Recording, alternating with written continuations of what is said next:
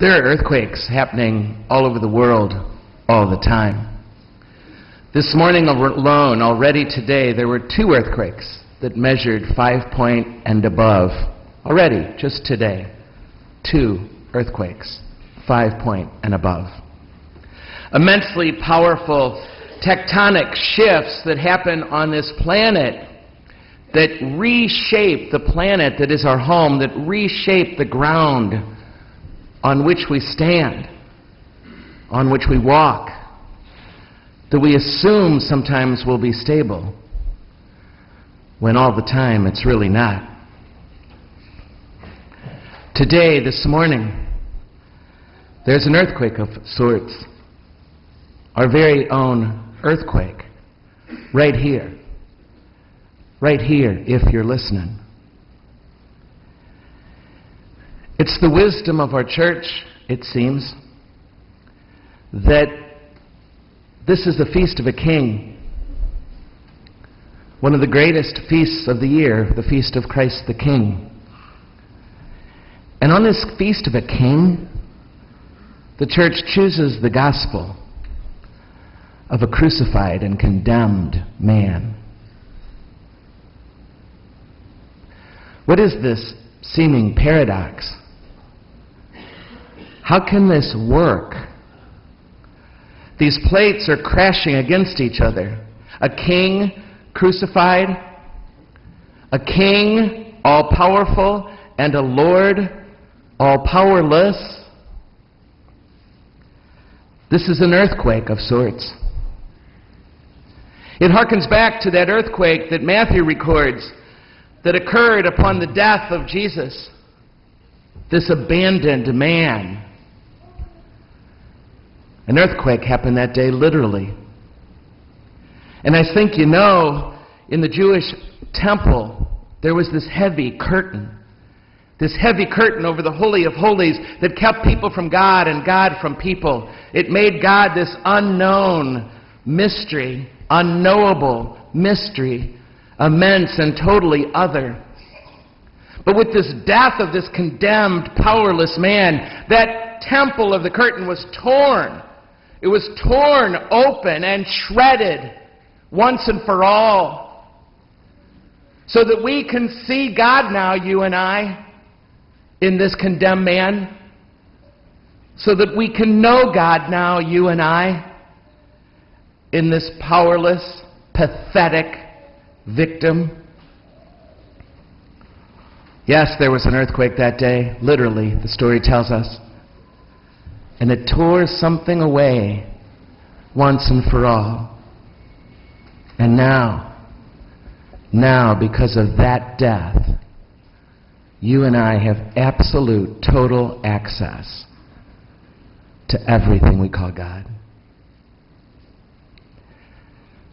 That day, that afternoon, the mystery we call God was revealed like never before.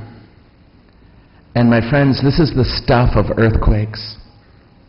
Because if we're listening, if we're looking, it really shakes up. It really shakes up so much of our understanding of God, so much of what we presuppose to be true of God.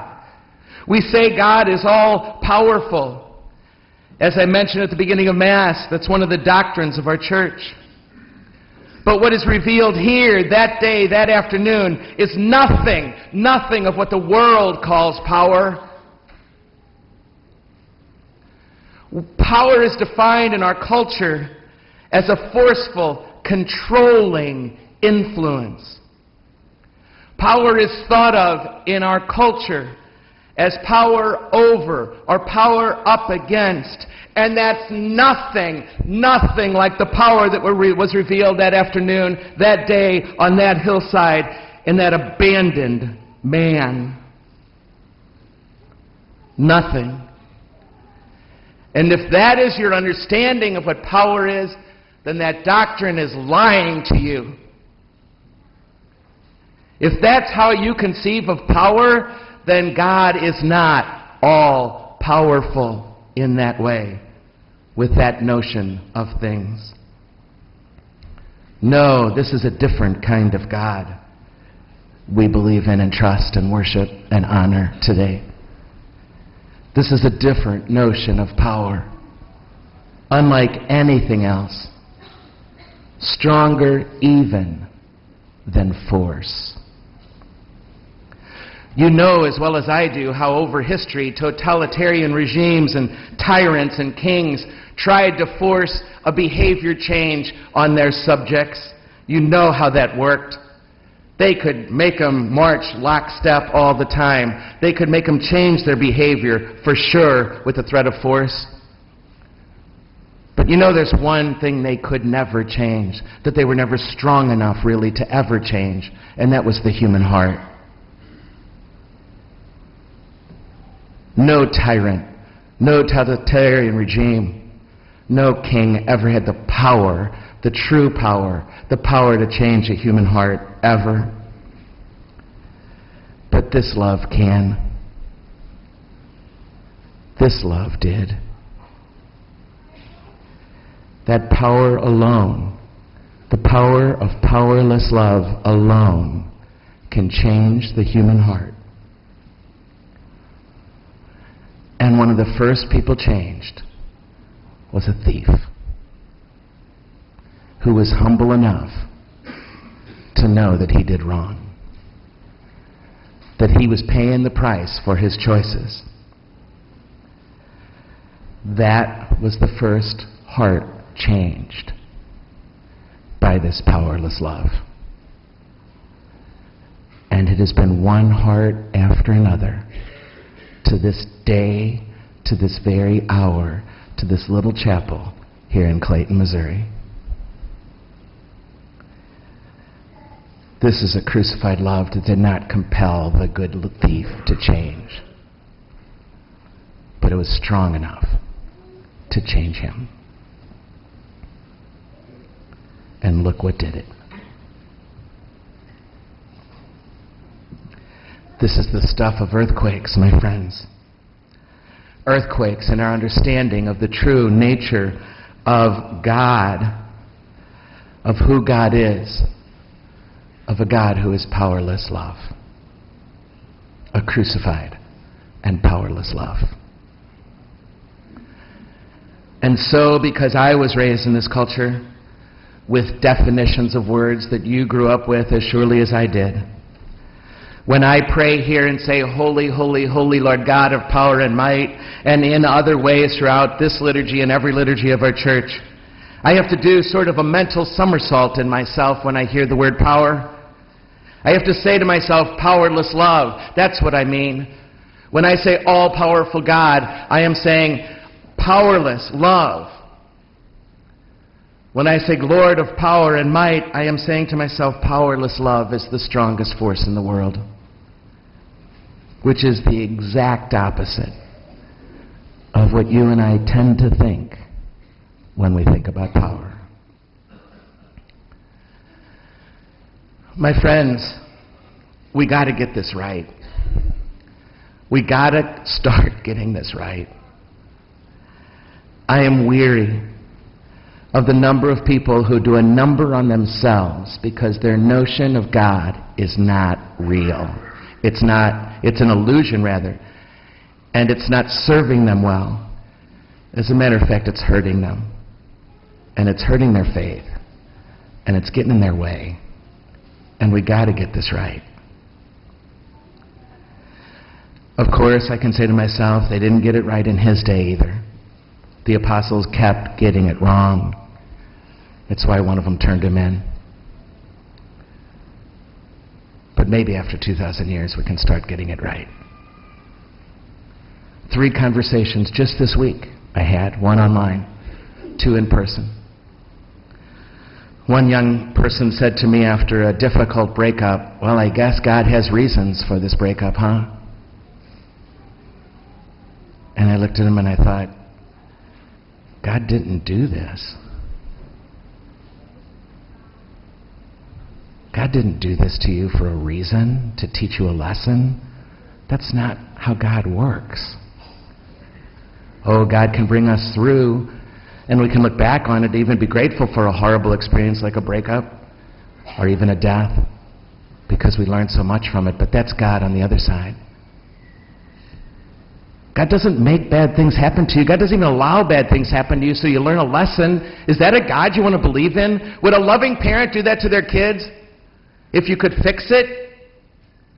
Would you allow your kids to be brutally, verbally attacked on a playground so they can learn something?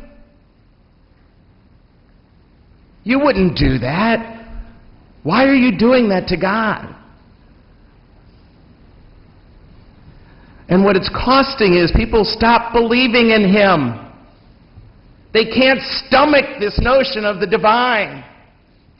And again, too often I run into people who've stopped believing in God over this stuff, who leave the church over this stuff, rejecting God because they cannot reconcile to God who would do or even allow such great suffering and such great injustice in the world.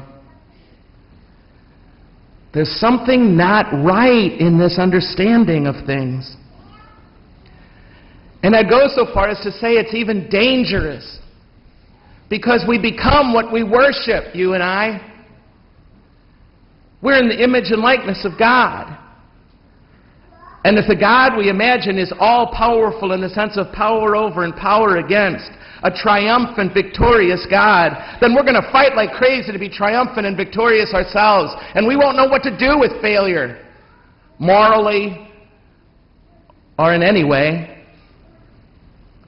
And so there's war after war after war because we don't get it. We create ourselves in the image and likeness of a God who doesn't even exist. That's the earthquake. We're missing who God really is. A while back, I met a woman, a long time ago now actually, I met a woman who was abused, severely abused, by her very own father and her uncles as well. For a long time, that abuse continued. And she would say, God, why? Why would you let this happen to me?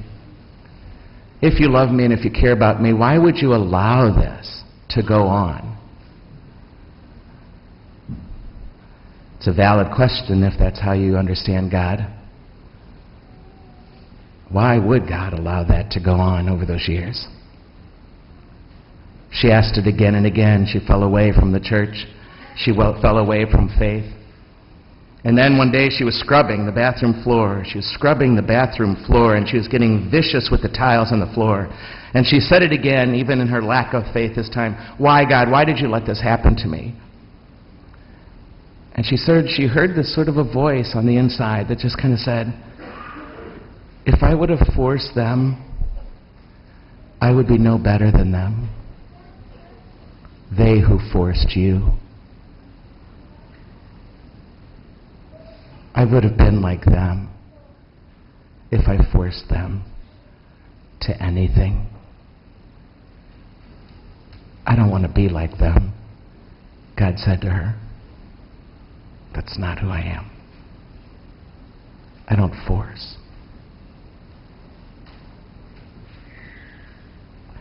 That woman fell in love with God again that day on the floor of her bathroom.